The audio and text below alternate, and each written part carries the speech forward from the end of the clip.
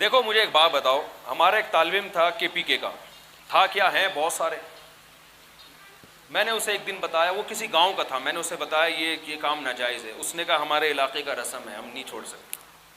استاد جی ہمارے علاقے کا رسم ہے، ہم اس کو نہیں چھوڑ سکتے. میں نے کہا جنت میں جانے کا شوق ہے؟ اس نے کہا ہاں ہے. میں نے کہا اگر جنت میں اللہ یہ کہے جن کے علاقے کا یہ رسم تھا وہ اس پر عمل کر سکتے ہیں، جن کا یہ رسم نہیں تھا تو وہ عمل نہ کریں، اللہ آپ کا یہ عذر قیامت میں قبول کر لے. ایک چیز شریعت کے خلاف ہے لیکن وہ آپ کے علاقے کی رسم ہے. اب اگر اللہ کے سامنے آپ جب اللہ آپ سے پوچھے گا کہ میں نے جو عمل بتایا تھا وہ تو یہ بتایا تھا اللہ اس کے رسول کی اطاعت، تو تم نے تو اس معاملے میں رسول کی اطاعت نہیں کی، تم نے تو اپنی قوم کی اطاعت کی ہے، رسم کی اطاعت کی ہے، تو اللہ یہ عذر مانے گا قیامت کے دن؟ اللہ بولے گا میں نے جنت جو رکھی ہے کسی خاص قوم کے لیے نہیں رکھی. اگر قوم کے لیے ہوتی تو سب سے پہلے ہمارے نبی صلی اللہ علیہ وسلم کی قوم کے لیے ہوتی. ابو لہب ابو جہل سب سے پہلے جنت میں جاتا، کیونکہ عربی بھی تھا، قریشی بھی تھا، ہاشمی بھی تھا. کیا خیال ہے بھائی؟ وہ کہتا میں بت پرستی اس لیے کرتا ہوں کہ ہماری اپنی رسم ہے. تو مانا نبی نے کہا رسم کو چھوڑنا پڑے گا، کس کو فالو کرنا ہے؟ اللہ اس کے رسول. تو اسی طرح بھائی اگر آپ کی رسم ہے کہ بچی سے شادی کے وقت پوچھا نہیں جاتا، اس کی مرضی کا خیال نہیں کیا جاتا، مجھے نہیں پتا رسم ہے یا نہیں، لیکن اگر یہ رسم ہے تو یہ رسم شریعت کے، بولو نا بھائی، خلاف. نبی صلی اللہ علیہ وسلم کی صحیح حدیث ہے، آپ کے سامنے ایک کیس آیا، ایک لڑکی نوعمر بچی، وہ کسی غریب صحابی سے شادی کرنا چاہتی تھی، بالکل نوعمر. اس بچی کے والد کا انتقال ہو گیا، چچا ان کا ولی تھا، چچا، باپ نہیں ہوتا تو چچا کی کفالت میں ہوتی ہے نا.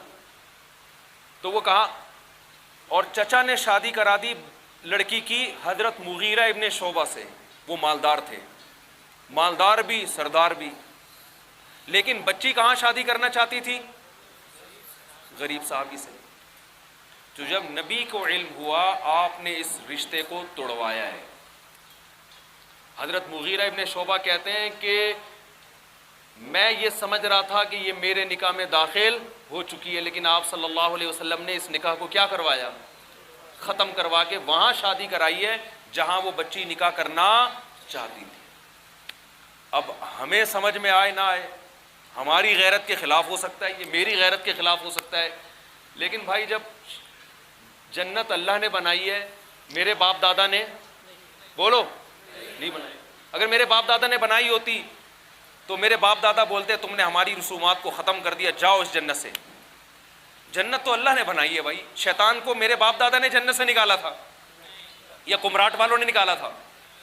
بولتے کیوں نہیں بھائی؟ اللہ نے نکالا نا. اللہ کی مرضی جس کو نکالے. حضرت آدم علیہ السلام کو جنت سے کس نے اتارا؟ اللہ نے. اب داخل بھی کون کرے گا؟ تو جس اللہ نے جنت بنائی ہے وہ اللہ میرے والد کیا کرتے تھے، میرے دادا کیا کرتے تھے، میرے نانا کیا کرتے تھے، وہ یہ نہیں دیکھے گا، وہ کہے گا میں نے کیا حکم دیا ہے. تو نکاح کے بارے میں بھی اللہ اس کے رسول نے حکم دیا ہے، اور آپ صلی اللہ علیہ وسلم کی صحیح حدیث ہے لن ترى للمتحابین مثل النکاح. اس موقع پہ نبی نے فرمایا، جب دیکھا نا وہ لڑکی غریب سے نکاح کرنا چاہتی ہے، تو مالدار تو لوگ تو اپنی بیٹیوں کی شادی غریب سے نہیں کرتے، وہ تو مالدار سے کرتے ہیں، ان کے مفاد ہوتے ہیں اس میں بعض دفعہ. تو آپ صلی اللہ علیہ وسلم نے اس کا نکاح کہاں کروایا؟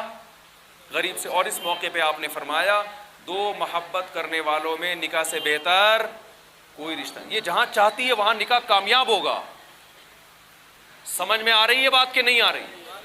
تو بھائی اگر جنت میں جانا چاہتے ہو تو اخپل رسومات نہیں چلے. سمجھتے ہو؟ ہاں اگر آپ سمجھتے ہو کمراٹ والوں کی جنت الگ ہے، پشاور والوں کی جنت الگ ہے، وہاں پشاور کے حساب سے، کراچی والوں کی جنت الگ ہے، وہاں کراچی کے حساب سے لوگ جائیں گے، تو پھر کراچی والے کراچی کے حساب سے عمل، شریعت پہ عمل کریں، لاہور والے لاہور کے حساب سے عمل کریں، اور پشاور والے پشاور کے. جنت میں ایک اصول اللہ نے بنا دیا اور بتایا تم سب آدم اور حوا کی اولاد ہو. اللہ کی نظر میں کمراٹ، پشاور، مردان، سوات اور کراچی اور لاہور کا کوئی فرق نہیں ہے. اللہ نے ایک اصول بیان کر دیا، جو نبی کے طریقے کو پر چلے گا وہ جائے گا، جو نہیں چلے گا وہ سزا کھائے گا۔ اللہ عمل کی توفیق عطا فرمائے۔